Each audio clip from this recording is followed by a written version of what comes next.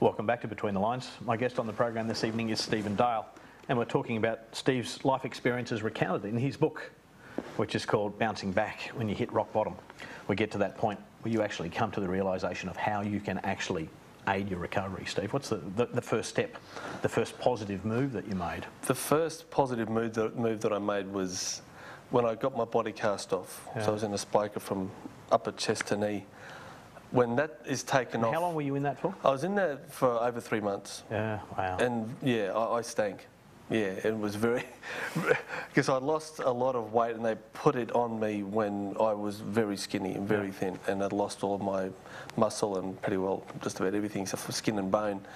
And then when you try and... when you eat to try and put on some weight, the only place that it goes is your stomach, because they cut a big hole out for you so that you can breathe. So nowhere else in your body can expand. You're in this really tight cast. So all the weight that you put on is like, just goes straight into your stomach. So you look like an egg in a straw. And people pay me money to take your shirt off, show us what, you know, all this sort of... So when the cast was taken off, obviously that was a very difficult period of time because I'd become mentally attached to the safety that this cast provided.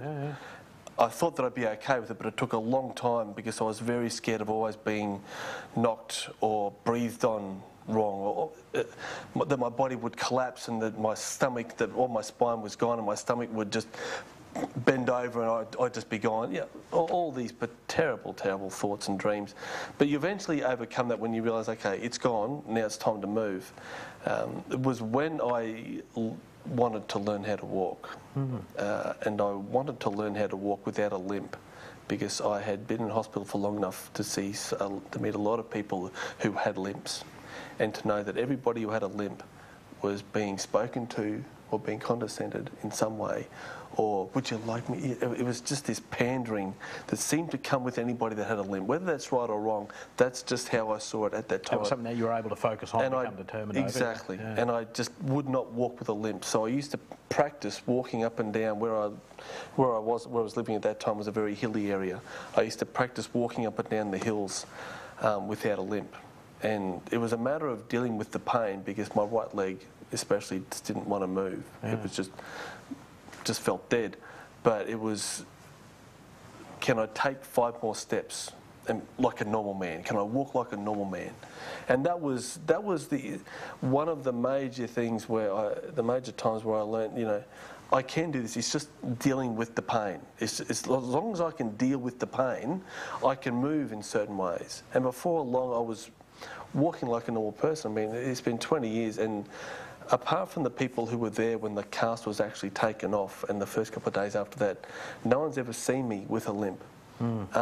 So you can train yourself to do anything, but it always comes back down to the one word that I work on with a lot of corporates, with a lot of schools, with a lot of athletes. It's always that regardless of how difficult things might be or seem to be, it always comes back down to your level of willingness.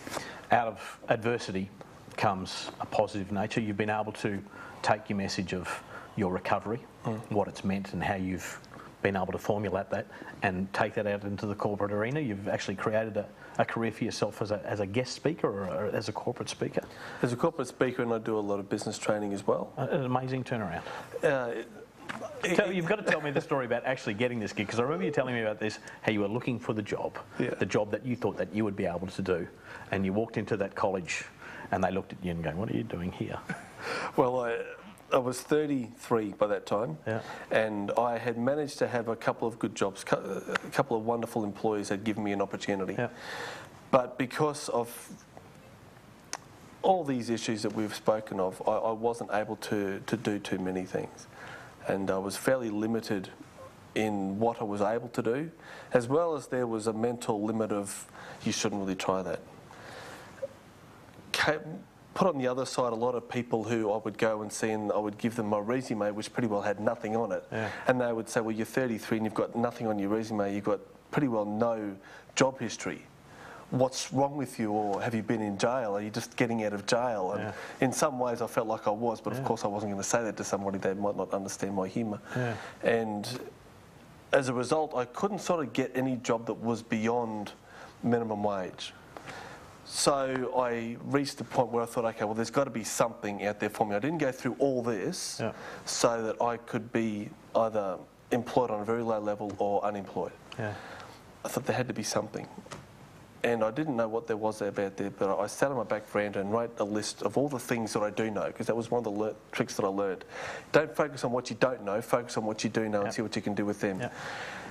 And I just filled my mind with thoughts of what it is that I can do. I didn't know there was any job as a speaker. I thought people were revving me up when they said that. Oh, speaker. As if people are going to pay you to speak. Come on, that's ridiculous.